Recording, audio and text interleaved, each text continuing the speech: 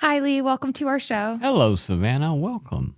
How in the world are you today? I'm doing great. Good. Just got back from New York. New York City.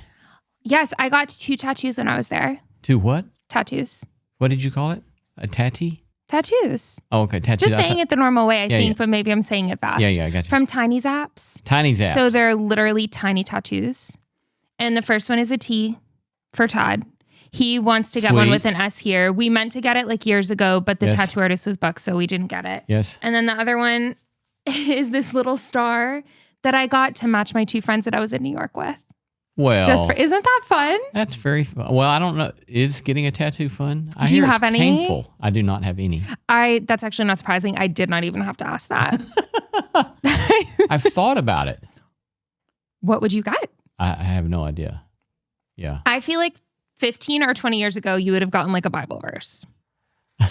But like in 20 Greek, to 25. to show that you knew the real thing. But I noted that you said 15 to 20 years ago you would have. Yeah. Implying I wouldn't now. I don't think you would now. What would you do now? See, my Bible scholar friends who like to make fun of theologians are laughing really big right now. Good. Yes, yeah. I love it. No, I don't. I have no idea what I would do now. I would get a portrait of Wendell Berry on your forearm if I were you. I love Wendell, but Wendell's too grumpy. I don't want him on my forearm. Nice. Okay. Yeah. Maybe a more chipper person. Maybe so. Yeah. Taylor Swift, perhaps. Probably not Taylor. Lee, I will say that I was so pleased when we were on vacation years ago, and our middle son, who's a kind of a fitness junkie, was working out in the living room of the Airbnb we were in Chicago. Mm-hmm. And I looked down, he had his shirt off, and so I looked down and I saw a tattoo on his ribs on the side that we didn't know he had. And he was relatively young at the time. David, what? And so he starts laughing and he stands up and he lets us see, and it's a Greek phrase. And so he's like, we don't know what it is. And I said, strength and honor. And he just started laughing really big because he was very pleased that I could read, you could actually read it on his rib cage. Yes. So anyway, and that's a great tattoo to have. And then we also found out that our youngest had gone to the same stop to the tattoo parlor and gotten a Celtic cross done on his chest. So anyway, the only people that are missing are you, Laura, and then is Chandler, and our oldest son. Yes, nice. Yeah. Oh my gosh! If you guys got matching, yeah. How cute. Actually, our oldest does have a tattoo as well. Oh, nice. Yeah, so. Then you are the last 2 remaining. Yes. Yeah. I don't know. Maybe we'll see. You never know. You still have time. You do never know. Contrary to some reviews, which seem to think that you might be a little bit older. What are you talking about? What a bridge. I actually am kind of proud of myself for that one. Well, I was going to say, I wanted to read a couple of reviews. Okay. And I really loved this one. This is from Handy Dan 94. Handy Dan. Yes. He said, ever ask yourself what you actually think about something, unwilling to settle for just your gut reaction? The topics may be hot, but this is a no hot take podcast. Savannah and Lee are after something harder, a considered analysis on cultural moments most folks just scroll or stroll past. Bonus for this boomer. The 30-year age gap between Savannah and Lee greatly enriches the conversation. 2 real people, no performance, no pretense, just honest thinking out loud. And so I thought... Handy Dan, that's a great review, except for one terribly wrong fact. There's not a 30-year age gap. It's close. It's 25. It's 25. 5 years is a lot of years. To be fair, he may have not thought you were older. He may have thought I was younger. He may have. And we'll go with that narrative for your heart, right? So anyways, thank you, Dan, for that. I'm guessing your name is Dan. And then let's talk about Eric. Eric left us a great review. All of these reviews from men. Thrilling news. It's called Badly Needed Nuance. Lee and Savannah's thoughtful and nuanced discussions of a wide range of topics has made this my favorite podcast every week. They do not shy away from controversial see their discussion of the culture wars, but do so in a way that provides more perspective and food for further consideration. I come away from each show challenged to test my own ideas while also encouraged, which actually I love that last line. I come away from each show challenged to test my own ideas while also encouraged. Yeah, me too. Yeah, thank you for that review. That's Eric, right? Eric on bass. Eric on bass. Thank you, Eric on bass. And I think too, that's one of the things that is helpful for me is that, some of the things we talk about, I've written about, and whenever you write about something, you have to think very carefully and a long time about if you're going to publish it. But a lot of these things I've never thought about at any length, and so talking about them and knowing other people are going to be listening forces you to think more carefully. So I'm thankful for that. To confront your own ideas. Yeah, to confront my own ideas. Yeah. And also for us to be able to argue with ourselves and with one another, and not argue, but discuss with vibrancy, our to ideas. get heated. Yeah, that's right. Yeah, we haven't even talked since the last episode because we were so mad at each other. Imagine. Oh gosh, no, definitely not. But yeah, I agree. It does force us to confront our own ideas as well. And then last one, let's talk about this review from Dana. This was about the reality TV episode. She said this to Lee, I believe. You said my exact thoughts. Years ago when reality TV started, and I can't remember which show I watched for maybe a couple of times, I found it so fake and ridiculous that I knew this would indeed be a waste of mind space and have not been a fan of reality TV ever since. What is sad to me is how many people spend time watching these shows and then waste valuable relationship time discussing it. It's not realistic, yet people begin to think like this. In my opinion, just another avenue to dumb down the intelligence of society. Mm. That was on the clip that we posted of you basically saying that reality TV is not real. Oh, yeah. Yep. And I think that was from Dana Davis, if I remember correctly, who's an old friend of mine from South Bend, Indiana days. You're kidding? No. Yeah. Oh, so it's your friend. Yes. I love. Thank you, Dana. Can I still disagree with Dana? Sure. Okay, great. Dana, thank you for the review. I agree with her and I agree with you that reality TV is not real. Here is my thing. What is sad to me is how many people spend time watching these reality TV shows and then waste valuable relationship time discussing it. I think there's some pushback there. Go ahead.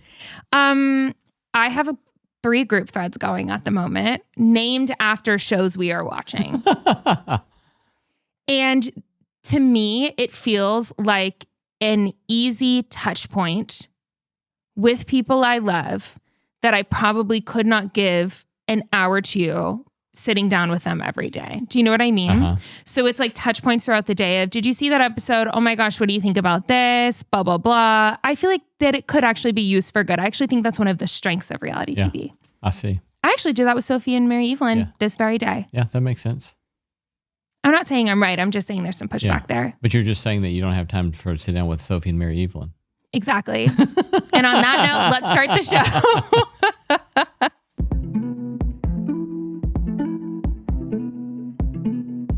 Welcome to the Subtext, where we go beneath the headlines and beyond the obvious. I'm Savannah Locke.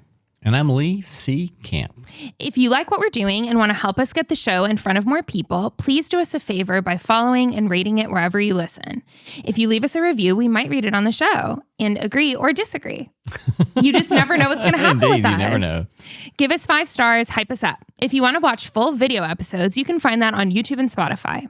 You can follow the show at The Subtext Show, me at Savannah_Locke, and Lee at Lee C. Camp. And if you have any questions or suggestions for the show, just DM us on Instagram at The Subtext Show. Lee, today, you are the initiator of this episode idea for the first time in 23 episodes. In first time. Yes. Yeah, I was fascinated with all of the talk around the war that has started, and the way that there were so many reports about theological justifications being given for the war, and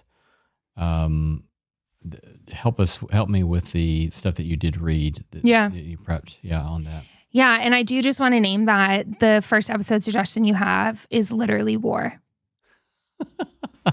I'm doing the heavy lifting out here, keeping things light, keeping things airy, and you're just here to take us to deep things. To deep things. Okay, so the article that I read was from The Guardian, and then there was a secondary article that I read from a journalist on Substack.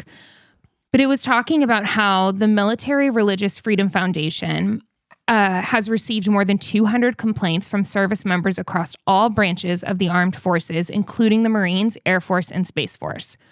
One complainant, identified as a non-commissioned officer in a unit that could be deployed at any moment to join operations against Iran, told the MRFF in a complaint viewed by The Guardian that their commander had urged us to tell our troops that this was all part of God's divine plan, meaning that the war that they were waging was all part of God's divine plan.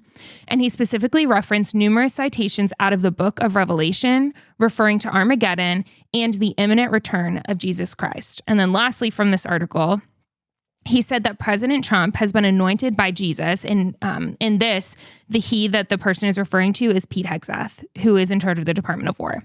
So Pete Hegseth said that the President Trump has been anointed by Jesus to light the signal fire in Iran to cause Armageddon and mark his return to Earth. Yeah. So I think that, so I taught undergraduate and graduate classes in Christian ethics for 25 years. And so I would do this series of lectures on war and peace kind of stuff. Mm-hmm.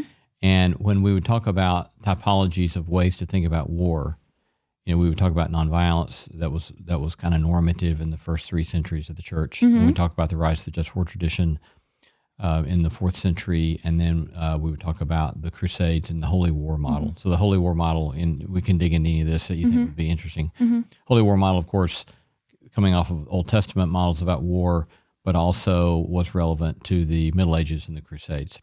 And then I always get to this place of where I would say, of course, no one takes the Holy War Crusade model seriously for war anymore, and you can't find any legitimate Christian ethicist who would ever say that this is a legitimate model for thinking about war. Mm-hmm. And then I would go on and talk about nonviolence and the just war tradition. Mm-hmm. And yet here we are, it seems, at this point where all of a sudden that a literally medieval construct is being used in the name of Jesus to justify war. And I find that deeply problematic. Yeah, that is deeply problematic. Yeah, because I want to think about this through the lens of ethics and theology, and less maybe of geopolitics, unless you have a strong opinion on that. I mean, I think that I'm not a geopolitical expert, and so I don't, I know what other people read in the New York Times and so forth and so on, or The Economist or whatever. But yeah, for me, it's more if people are going to get out of their lane, so-called, and get it into a lane that I know something about, then okay, well, let's talk about it. Yeah. That's kind of the way I think about it. Yeah, I love that. Well, going into kind of what your concerns were, it reminds me of what Jemar Tisby said after all of this stuff from The Guardian was announced, which was talking about these different military people being concerned about Pete Hegseth using Christian language to wage a holy war in ushering the return of Christ. Okay, so Jemar Tisby said this: when dispensational theology directly informs foreign policy without critical reflection on moral accountability, it creates not only geopolitical dangers, but theological distortions. Such an approach neither glorifies God nor serves humanity. It diminishes the ethical witness of the church and endangers global peace. Yeah. Yes, I generally agree with what Jemar says there. I mean, my understanding is that, to get geeky just a minute, because we probably don't want to go too far down this lane, but I don't think Hegseth, from what I understand, is dispensationalist. And there's some interesting distinctions between dispensationalism and this small group of Reformed people that he apparently is a part of, that is headed up by a guy named Doug Wilson. Doug Wilson, who's yeah. Huge right now. Mm-hmm. And so there's some interesting theological differences between John Darby's dispensationalism going back to the 19th century and this kind of work, and the ways it would think about Israel and history and the rapture and so forth and so on. But one of the things that is in common is that the theological convictions are leading to ways of thinking about war that are potentially much more hostile than other ways of thinking about Christian faith and Christian tradition. So, I mean, for me,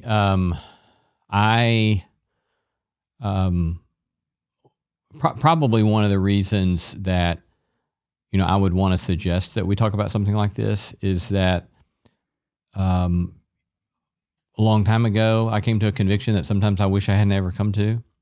And that is that it's hard for me to read the New Testament without understanding that Jesus calls us to nonviolence. Yeah. And that's not an easy conviction to have come to, and it's not an easy conviction to hold. And I just assume not have to hold it, But people who have tried to convince me otherwise haven't been able to convince me otherwise.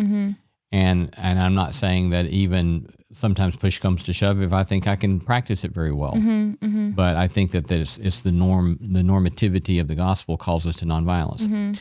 And moreover, the fact that it's not disputed that, you go back to somebody like Roland Bainton, who was a professor at Yale in the 20th century, who wrote a famous book on Christian attitudes toward war, peace, and revolution, I think was the title of his book. And he talks about how all extant documents that we have from the early church fathers, they all reject Christian participation in war. Yeah. And this is up until the early 4th century. Yeah. And it's just beyond debate. Now, there are debates about why that we could talk about, but it's beyond dispute that they all said this is not what Christians do. And then with the rise of Constantine and then further Emperor Theodosius, you have Ambrose, Bishop of Milan, who teaches Augustine. They pick up Greco-Roman notions of war. That's the so-called just war tradition. And so the idea is there is not, it's just war. Instead, there are cases in which war is justifiable. And that whole approach there is war is always regrettable. But under certain circumstances, you got to do it. It's inevitable. It's inevitable. It's not necessarily inevitable that you would do it, but under certain horrific situations of injustice and violence, you just got to do it. Like it's excusable? Is that better language? It's excusable. Okay, that's right. So it's justifiable, right? Okay. Even though we would regret that we're doing it because we believe in the peaceable kingdom of God ushered in by Jesus. So it's never celebratory. It's always lamented. And even like in the 11th century, so this would have been in the Middle Ages, right? Same time that they're doing some of the Crusades, in the Norman Conquest, archers who participated in that war, even though the Pope had given his blessing to the Norman Conquest of what we call England now, even though the Pope had given his blessing and had given the ring to go into the war, the archers who participated in that war had to do penance for the rest of their life because they didn't know how many people they would kill because they were shooting these arrows and they couldn't see who all they had killed. And so that's what the just war tradition was doing all along. It was saying, okay, it's bad. We never celebrate it. And even if you do it, even when it's justifiable, there's penance to be done, right? And so that's a world of difference from a sort of glorified celebration of war, much less this kind of macho, machismo kind of stuff of using Jesus' name to justify this kind of stuff. And it's also a very kind of different notion of holy war as something to be celebrated, and you just go in and kill as many people as you can. In the name of God. In the name of God. Okay, so I have a lot of questions. Number one, let's start from the beginning of what you just said, and I want to go through. Okay. Number one, you said that there are some reasons why some people give in the first few centuries of Christianity that they weren't violent people. Are there any reasons that would argue against what you're saying right now? Like, do people Which part? Of them not being violent, that maybe they couldn't be violent because they didn't have the resources or whatever? Yeah, well, the common question is, were they nonviolent because they believed that Jesus taught you're never to be violent? Right. Or were they nonviolent because it made no sense to fight in support of an empire that was persecuting you? Oh, meaning that the option would be like that they wouldn't fight with the Roman Empire because the Roman Empire was against them. Right. Okay. Was there any example of Christians fighting against the Roman Empire that were against them? Not that I'm aware of. Okay, yeah. So that's kind of what you're saying then, is that this nonviolence over those centuries was demonstrated by Christians. But the counter argument to that would be maybe they weren't fighting with Rome because Rome was against them. Right. Right. And a related thing there is that, to be a member of the Roman military, as I understand it, you had to take this vow. Yeah. And you're taking a vow to honor the emperor, to the Caesar, Augustus or the Caesar. And so that was seen by some as a sort of illegitimate act of allegiance to an authority when your sole authority is Christ. It divides your loyalty. It divides your allegiance. And the way I think about that is like, those are both flip sides of the same coin. It's like, if your allegiance is to Christ and Christ teaches you this way, then that's the way that you've committed yourself to be, right? And the fact is that empires, and this is one of the ironies, right? The only authority these days that we think can legitimately tell us to kill our enemies is the nation state or the empire. And so there's this strange thing of, a lot of people regularly pledge their allegiance to the nation state. So a lot of people these days pledge their allegiance to the nation state. And so it's the same sort of kind of question of, is it legit for you to pledge your allegiance to a nation state that is telling you to do to your enemies what Jesus has told you not to do to your enemies? What do you do with that? And I think that, again, that's definitely a dilemma at best, if not an invitation to reject your former allegiance at worst. Totally. Yeah. That even the counter argument for you could be a sign of their devoted commitment to the way of Jesus. Right. Because they refuse to divide their allegiance to the to lordship the empire. of Jesus. That's Yeah, right. that makes sense. Yeah. Okay, so then we get into, after those first 3 centuries, then you get into the Constantine era where there was more violence being done. Do you blame everything on Constantine? I feel like it's a big Anabaptist thing. Do I blame everything on Constantine? No. I'm fine with blaming Constantine. Well, I mean, first of all, factually, Constantine, the way I think about Constantine is that you had these, you had a big persecution in 250, and then at the end of the 3rd century, you had another big persecution, and Christians were, during those times were being stomped on, didn't have any kind of legal right to practice their faith, and they were a persecuted minority. They weren't persecuted all the time, and even with some of the persecutions, it wasn't widespread, but those two especially were pretty difficult. And so Constantine, in effect, comes along and says, "Nope, you've got right. We were going to tolerate you now." And who doesn't want that? Yeah, right? Totally. Of course. Why do we don't want to blame Constantine for that? Good for Constantine. Now there are other kind of complicated factors about Constantine, but why pick on Constantine for giving religious tolerance? Right. In my mind, it's more difficult that by the end of the 4th century, Emperor Theodosius comes along, and he makes Christianity the only legal religion. And so now what's happened is that you've gone from the end of the 3rd century with Christians being persecuted, and all of the leaders of the Christian tradition saying, we Christians don't fight in war for the emperor.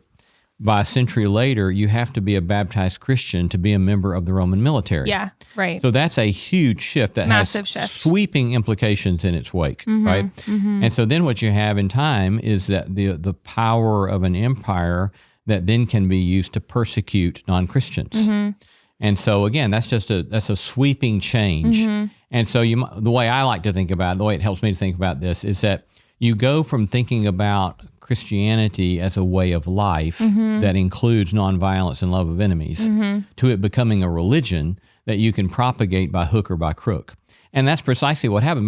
By the time you get to Charlemagne in the late 700s, there's this stories about him going out and conquering in the War of the Franks. He goes out and conquers, and his grandson reports their baptismal policy. You know this baptismal policy? They go in and they they have this battle of conquering, and they go in and they say, you can either, you can choose to be baptized and you will live, or you can choose not to be baptized and you'll be killed. And so, heck, well, a lot of people get baptized. Totally. Yeah. Yeah. And so, but what you see there is this kind of move of which now you're coming full flower with the power of the Holy Roman Empire, being used to force so-called religion on somebody. Whereas the early church would have looked at it and said, that's bizarre. Yeah. This isn't a religion that you can spread whatever way. That the consistency of the message has to be in consistency, coherence with the claims of the one that you're claiming to follow. Yeah, that the ends don't justify the means for the early church. Right. But then as it starts getting solidified through military and government, then the ends start to justify the means, even if the means were anti-Christian. That's right. Yeah. Now, at the same time, you can say that there are ways in which the so-called Christianization of the Western world in those ways, almost in spite of itself, I might say, brings the wake of a lot of wonderful things to the Western world, namely things like what becomes our tradition of human rights, right? And to realize that there's a certain equality among all people. And you go back and you look at the Roman Empire, there was no equality among all people. You look at Aristotle, there was no equality of all people. There's a demeaning of slaves, there's a demeaning of women. And so what happens in the wake of the Christian tradition, even these kind of nominal forms of the Christian tradition, there are some wonderful things that come out of that. But again, it's a different sort of thing than saying we are a community that are trying to follow the way of Christ. And we know if we follow the way of Christ, it means that we're going to be often a minority community rather than trying to run an empire or try to run a nation state. Yeah. No, and those few centuries are really important, I think. And I'm happy the way that you explained it too, to show how quickly, like in 100 years, things changed so much for Christians. And it started with Constantine, but it didn't end. A lot of people think that Constantine was the beginning and the end for that. But I'm happy that you brought in everything over the course of the 100 years, where they went from being this very organic, underground religion with no rights to then all of a sudden Christianity was the way to become more powerful through the military and through politics, which is wild. So very important parts of our history.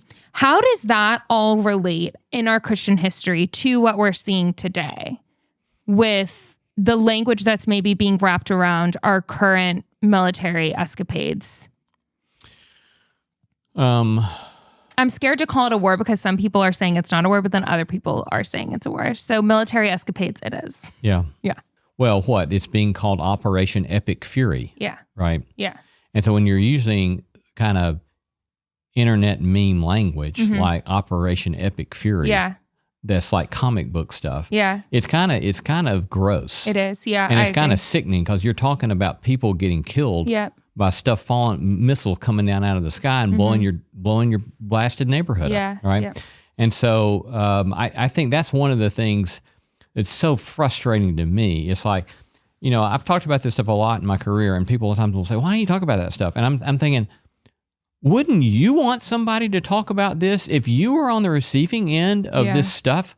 Where people are killing your families and killing your friends and blowing up your community and destroying everything that you care about, and nobody on the other side of the people who are citizens in that country are saying anything about it? Don't you want somebody to say something about this stuff?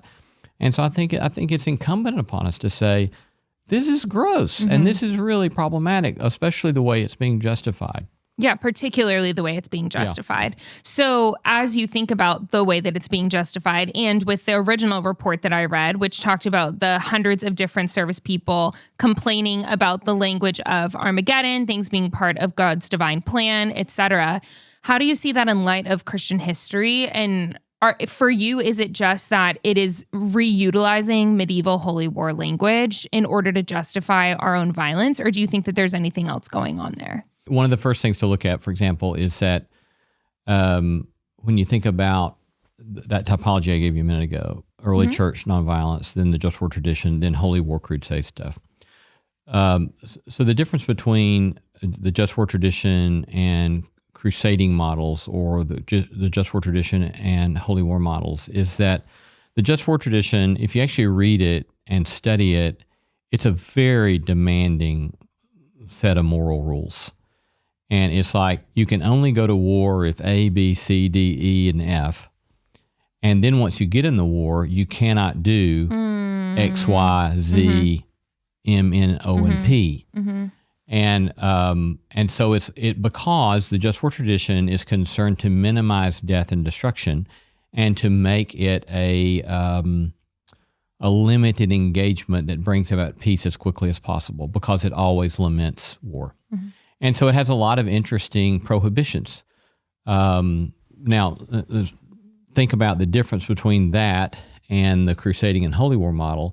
Crusading and holy war model, and it's kind of problematic, but I would get too geeky if I get into too many different distinctions here. But generally speaking, crusading and holy war model is not concerned about limits. Mm-hmm. It's just like, let's go show them who's boss, and we're going to kick their ass, and we're going to destroy them and grind them down in the dirt, and we'll show them who's who, right? Mm-hmm.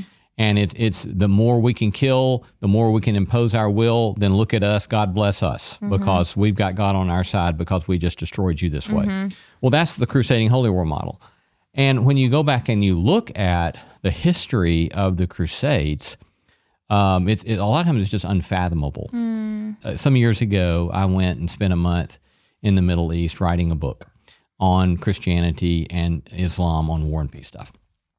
And I will never forget, one day I had gotten to know this very prominent Muslim theologian in Jerusalem. He's still in Jerusalem. He's one of the most prominent Muslim theologians in Jerusalem. So we were eating at the American Colony Hotel, and the American Colony Hotel originally was the site of an intentional Christian community that Horatio Spafford, who wrote the hymn "It Is Well With My Soul," was a part of.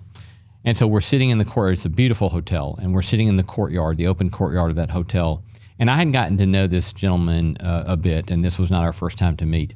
And he's sitting across from me at lunch, and he says, just very straightforward, he says, "Did you know that in one of the Crusades, the Christians ate the Muslims?" And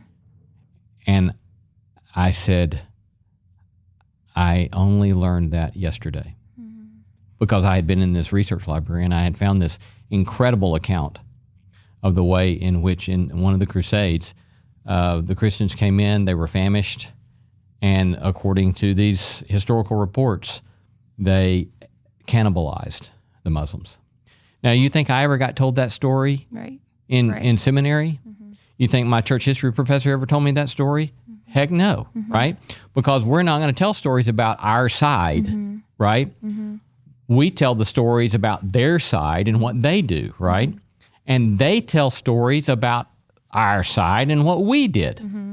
And so the thing is, why can't we learn each other's stories? And but in any case, all of that stuff, with all of that stuff, is this sort of celebration of gore and celebration of violence in that kind of way of thinking about war. Whereas, again, the just war tradition is about limits, right? Yeah. So just think about, for example, this weekend it was reported that President Trump is now demanding an unconditional surrender of Iran. Yeah. That's prohibited by the just war tradition. Because if you demand an unconditional surrender from somebody, what you've done is you've cut off a peace process by which somebody can walk away with any kind of dignity. Right. Now, am I saying that I think that there's somehow some good in the regime in Iran? No, they seem to be rotten, violent administration and regime, right?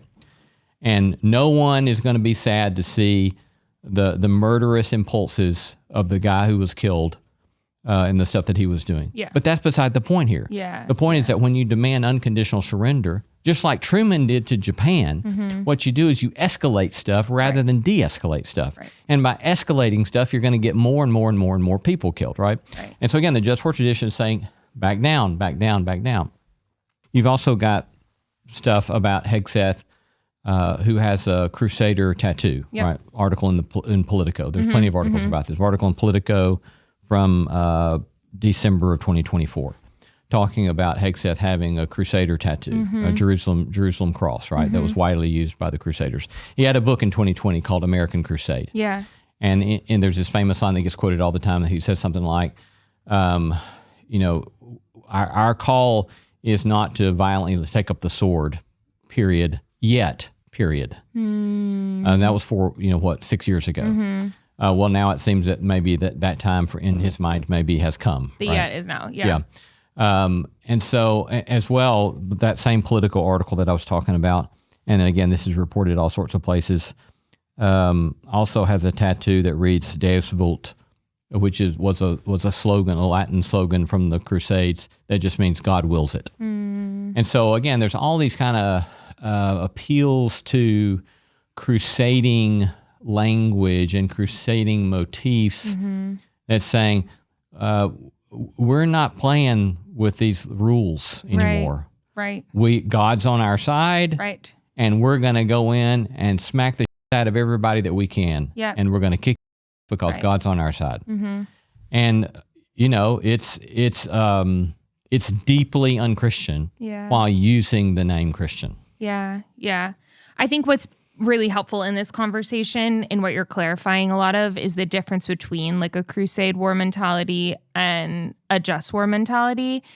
Because I think that the more you're describing both, the more that it's clearer that the mentality, at least of the people in charge at the moment, is the crusade mentality, which is we're just going to decimate these people and we're going to wrap it in Christian language to prove that God is on our side. It reminds me of a quote from Pete Hegseth did like a press conference last week. And he said, "Death and destruction from the sky all day long, we're playing for keeps. Our warfighters have maximum authorities granted personally by the president and yours truly. Our rules of engagement are bold, precise, and designed to unleash American power, not shackle it. We are punching them while they are down." Yeah.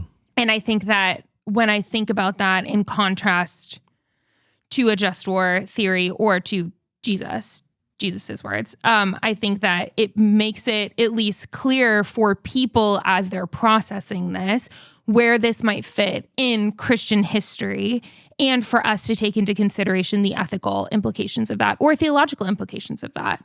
I want to talk about, before we have to close, but there's so much to get to here, I want to talk a little bit about dispensationalism and where that might come into the conversation, because I've seen this a lot from different Christian theologians and influencers talking about dispensational theology as it relates to this. So can you quickly break down what dispensationalism is, and then we can just chat about it? I'm not very good at this. You are so good at this. You are a teacher. I know, but professor, I've never a scholar. I've never read just a whole lot of Darby. I'm afraid I'm going to mess it up. I can give a few snippets. Yeah, give snippets. So, the idea is that with dispensationalism, there are these different dispensations, and that God is working in slightly different ways in some given time. And then there's a lot of prediction about the way various things are going to happen in the Middle East that are going to usher in the return of Christ. Right. And that it's that part especially that we seem to be getting picked up at this moment by some people.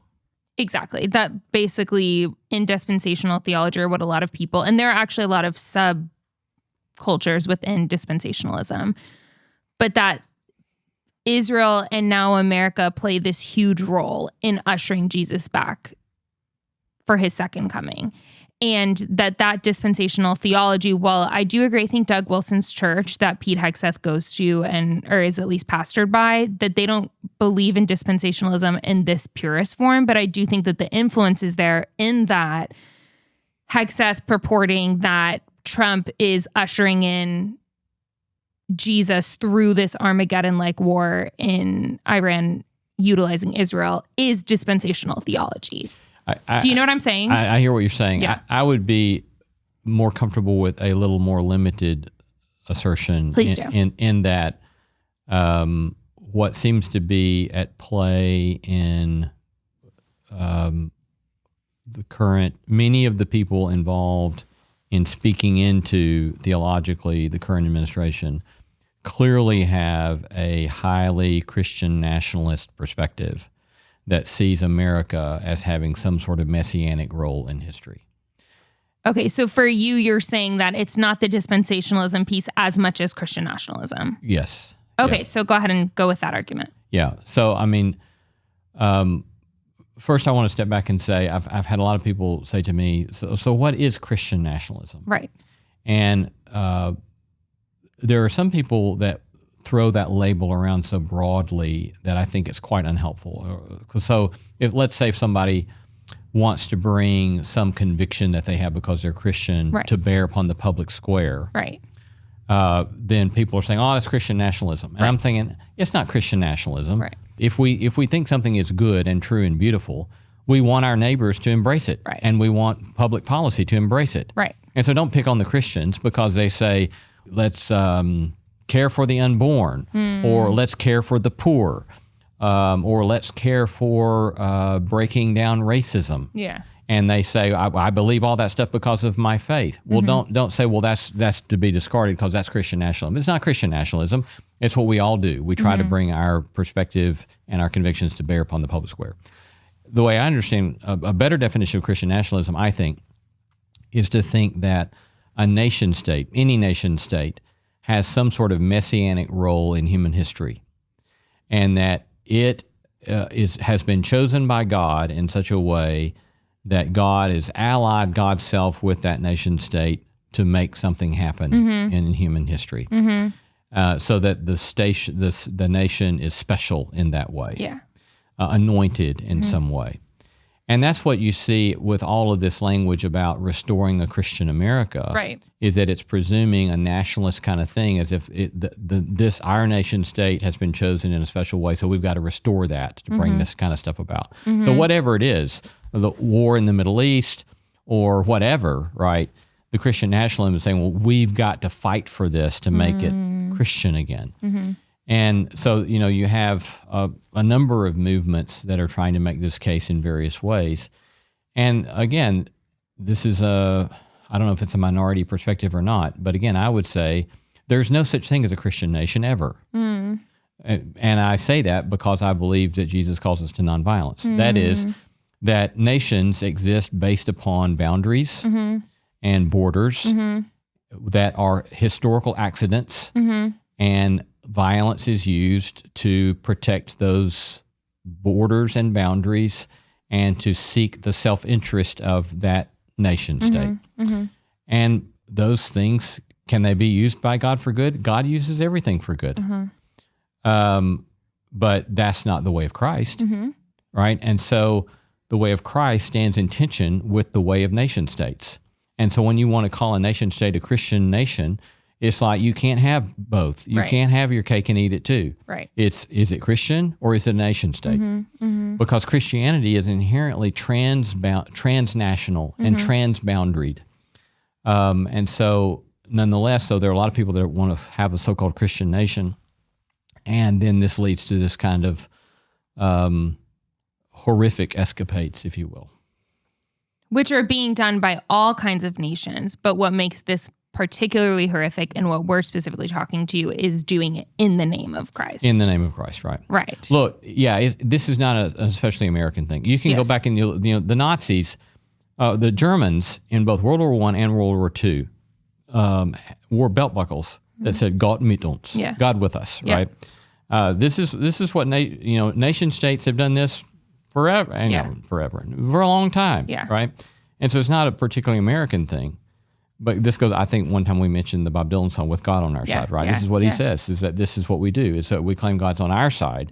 And because God's on our side, that then leads to what some people call, an exceptionalism. And so exceptionalism in at least two senses. An exception in that we are special, and an exceptionalism in that we get an exception to do things that we wouldn't let anybody else get away with. And so again, the ripple effects. And so this is another, I'll just, a quick parenthetical here. It's another reason that it, as somebody who cares about theology, it exasperates me when secular people act like we don't want to talk about theology in public. It's like, well, you sure better want to be talking about theology in public, because it's affecting what people are doing, and you want to understand it. Right? Just like as a Christian, I want to understand the way Muslims are thinking about things, whether they are violent Muslims or pacifist Muslims, and there are both, right? I want to understand the way that they're thinking about things, and I want them to understand the way I'm thinking about things. And I want to understand the way the secularists are thinking about things, and I want the secularists to care about how we are thinking about things, so that we can try to have a sort of community in which we can find some sort of way to live together in some sort of flourishing manner. You got me preaching again today, Oh my God, I Savannah. really did. The thing is that with you, All I have to do is talk about violence or nonviolence, and I know that your Baptist sermon voice is going to come out, even though you're not Church of Christ Baptist background. No, but the preacher voice that you use is, and I don't know how to explain it. Ouch. Is there anything we missed? Well, yeah, there's loads more that we could I know, say, that's but what sucks, we've got to is shut that it we down. have to shut it down. Yes. Yeah, because I actually don't think I disagree with you saying it has nothing to do with dispensationalism, but we also don't have time. Yeah. So we're just going to have to end the conversation. Yes. But this was a good one. Yeah. Well, we'll see. Okay. Greatly.